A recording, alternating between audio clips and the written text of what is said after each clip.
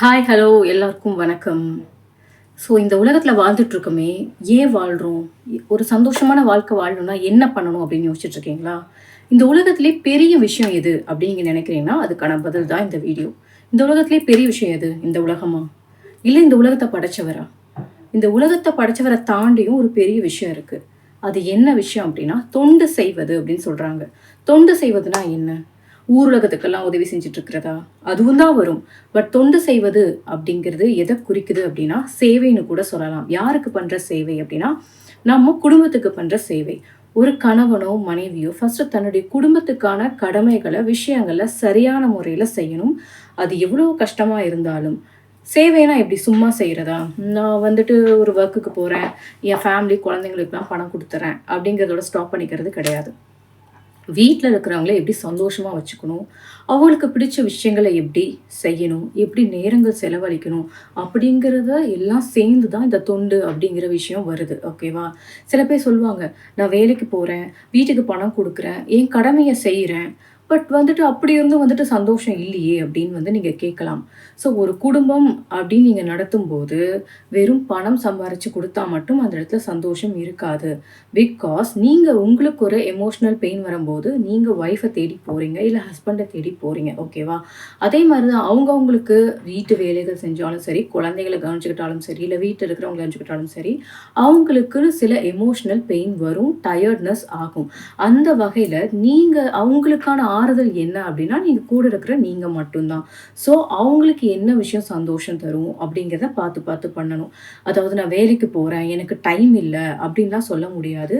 ஏன் அப்படின்னா அப்படி ஒருத்தவங்களுக்கு உடம்பு சரியாக போகுது உங்கள் வீட்டிலனா ஒரு நாள் லீவ் போட்டு கவனிச்சுக்கிறதுல தப்பு கிடையாது. ஸோ உங்கள் குடும்பத்துக்காக பண்ணுற ஒவ்வொரு விஷயங்கள் எல்லாமே ஒரு பிளெஸ்ஸிங்ஸ், ஒரு புண்ணியம் அப்படிங்கிற கணக்கில் தான் சேரும்.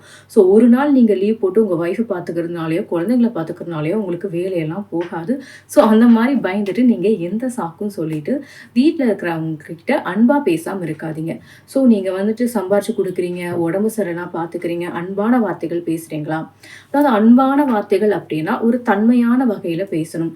கோபமாக பேசுறது, அக்ரஸிவாக பேசுறது, இந்த மாதிரி பேசும்போது உங்கள் அன்பு கூட அந்த இடத்துல வந்துட்டு மறைஞ்சிடும்.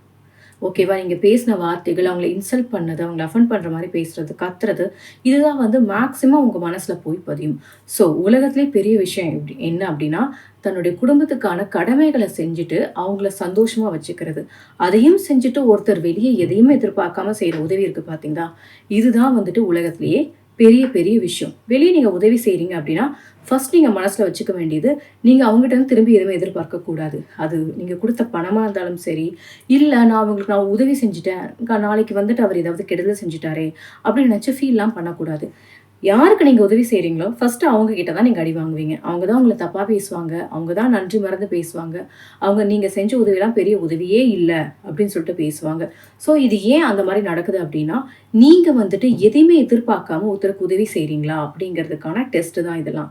ஸோ அவங்க மூலியமாக தான் ஃபஸ்ட்டு உங்களுக்கு மனவேதனையே வரும். அதெல்லாம் பொருட்படுத்தாமல் நீங்கள் போயிட்டுருக்கணும். ஸோ தன்னுடைய குடும்பத்தையும் வெளியே இருக்கிற பணம் இல்லாதவங்க, இல்லை படிக்க கஷ்டப்படுறவங்க, இல்லை ட்ரெஸ் இல்லாதவங்க, இல்லை குடும்பத்தோடு இருக்கிறவங்க, கணவன் இல்லாதவங்க, அந்த மாதிரி வந்துட்டு பணத்தேவை இருக்கிறவங்களுக்கோ இல்லை பொருள் தேவை இருக்கிறவங்களுக்கோ நீங்கள் உதவி செஞ்சீங்க அப்படின்னா எதையுமே எதிர்பார்க்காதீங்க. அவங்க மூலியமா வர திட்டுகளையோ இல்லை கெட்ட பெயர்களையோ பெருசாக பொருட்படுத்தாமல் இருக்கணும்.